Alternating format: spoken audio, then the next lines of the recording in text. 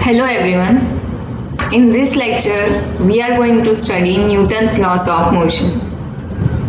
The three laws of motion help us to understand how the objects behave if they are standing still or it is in motion and when forces act upon them.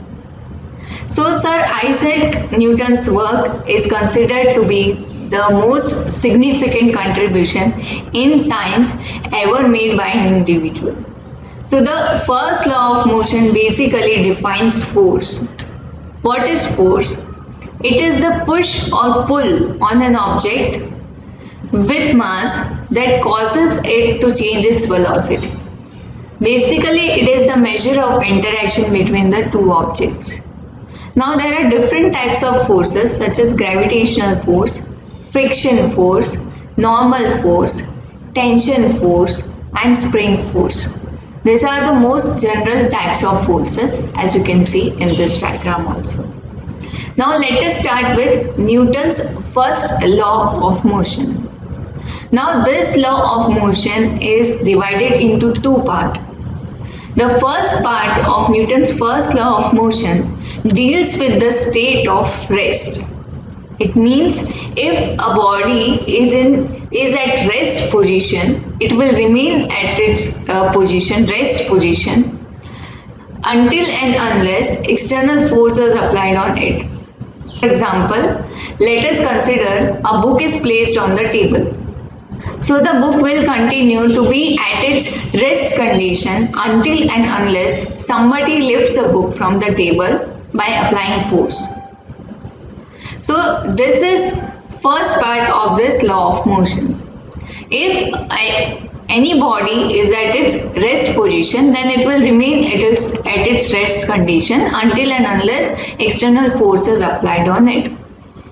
Now the second part of this motion deals with the state of motion, which means that if an object is in motion, it will continue to be in motion until and unless external force applies.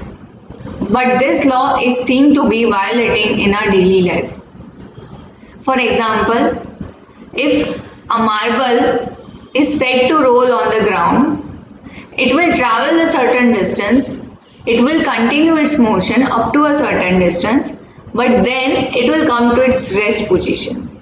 This happens because the friction force opposes its motion. So if the friction can be eliminated, then the marble will continue its motion. Now let us start with first law of motion. So the first law of motion states that if an object is in the state of rest or in uniform motion, then it will continue to be in its state until and unless external forces are applied. Now this law is divided into two parts. The first part of this law deals with the state of rest, which means if a body is in its state of rest, then it will continue to be in that state until and unless external force is acted upon it. For example, if a book is placed on the table, it will continue to be in the state of rest until and unless external force is applied, until and unless somebody lifts it from the table by applying force. Now the second part of this law deals with the state of motion, which states that if a body is in uniform motion, then it will continue to be in the state of motion until and unless external force is acted on it. But this law is seen to be violated in our daily life. For example, if a marble is set to roll on the ground, then it will travel a certain distance but then come to its rest position. This marble comes to the rest condition because friction is there, because the force of friction opposes its motion. Now if the friction force can be eliminated, then the marble will be continuing its motion. So in this way, the first law of motion states that if an object is at rest position, then it tends to stay at rest, and an object in motion tends to stay in motion with the same speed and in the same direction unless acted upon by an unbalanced force. So the first law of motion sometimes is also known as the law of inertia. Now what is inertia? So inertia is basically the property possessed by the body by virtue of which the body preserves its state of rest or uniform motion. So in this way, first law defines that an object at rest remains at rest as long as no external force is acting upon it, and an object moving with constant velocity will continue to move with the same speed and in the same direction as long as no force acts upon it. So as we can see in this diagram, this describes its first law. In the upper diagram, an object at rest, it will remain at rest if the friction force is eliminated, of course. Now let us go through the second law of motion. So the second law of motion describes that what happens to the body when external force is acting upon it. Its state is that the force acting on a body is equal to the product of mass into acceleration. Or we can say that the acceleration of an object is directly proportional to the net force acting on it and inversely proportional to its mass. So the net force is basically the sum of external forces acting on a body. Newton's second law of motion specifies that how much an object will accelerate it when subjected to a given net force. So A, as acceleration is a vector quantity, can be written as sigma F upon F, where the sigma is the summation, it describes the summation of forces. So it can be written as F net, which is the summation of forces of all the external forces acting upon it. So A is basically F net upon M.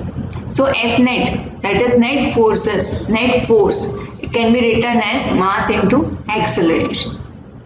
Now we'll be looking to the Newton's third law of motion. So the third law of motion describes that what happens to a body if it exerts force on the another body. Newton's third law of motion states that for every action there is an equal and opposite reaction. To understand this law, let us consider an example. If an object, if a body or if a book is resting on the table, then it is applying a force on the table. According to Newton's third law of motion, it is applying downward force on the table, pushes it back like a coiled spring. So when two objects interact, they are applying force which is equal in magnitude but opposite in direction. So book is applying downward force to the table, and in turn table is applying an opposite force equal in magnitude to the book. So basically Newton's third law of motion says that if there are two objects, object 1 and object 2, and if object 1 is applying a force on object 2, then object 2 will be applying same force with equal magnitude but in the opposite direction to object 2. Now let us consider some daily life example of this Newton's laws of motion. For example, if we consider Newton's first law of motion, then the motion of a ball falling from the atmosphere or the rocket being launched are the best examples of Newton's first law of motion. If we talk about Newton's second law of motion, then riding a bicycle is the best example of Newton's second law of motion, where bicycle is the mass and our leg muscle pushing the pedals of the bicycle is the force. Now, if we talk about Newton's third law of motion, if you hit a wall, you are exerting a force on the wall, but the wall is exerting the same amount of force to you. So this is Newton's third law of motion. So these are the most important laws of motion.